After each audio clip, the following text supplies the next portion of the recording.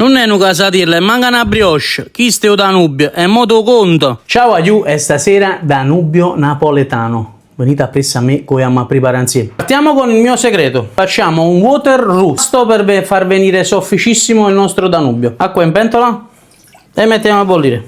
Appena l'acqua bolle, andiamo a inserire tutta la farina di colpo. Così, guardate, stemperiamo. Deve venire un impasto gelatinoso. E la mettiamo a raffreddare. Abbiamo messo il latte in una caraffa, ci andiamo a stemperare il lievito all'interno e lo zucchero.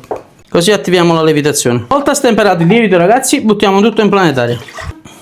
Così. Mo ci mettiamo il water roux, questo è il mio segreto, va giù. Bene, una cosa delicatissima. Ci andiamo a incorporare la metà della farina. E mo, un cucchiaio per volta, ci mettiamo all'interno. Facciamo assorbire e poi andiamo avanti con la farina, così. Una volta che si è staccato tutte le pareti, andiamo ad aggiungere un pezzettino di burro per volta. Man mano lo facciamo assorbire. E per finire ci aggiungiamo il sale. Una volta staccato dalle pareti, diamo l'impasto della planetaria. Ecco qua. Vedete che bell'impastino? Eccolo qua. Facciamo qualche piega, un po' di farina sotto alla base e teniamo il nostro impasto a nanna per una mezz'oretta.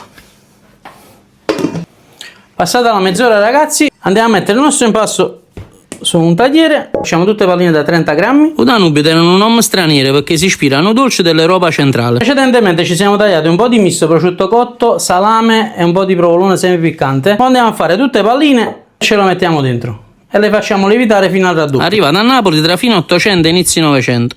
Ma qua, come sempre, ci mettiamo a fantasia nostra. A così è diventato un capolavoro napolitano. Palline soffici, attaccate uno con l'altro. Chiene salamo, provolone.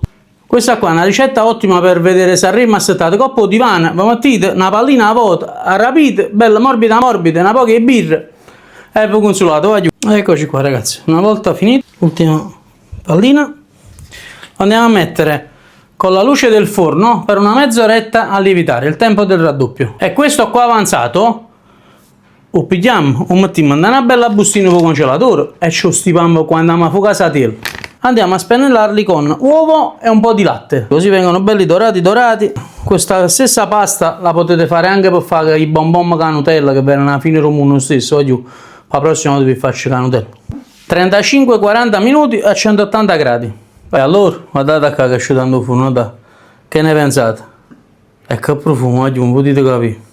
Perché il Danubio non si taglia, si strappa in mano e si sparta tutto quanto. Come conosco. Lo ridono com'è bello. Ma ci aspettavo se mi sacrificassi, non mi scaurare la bocca però.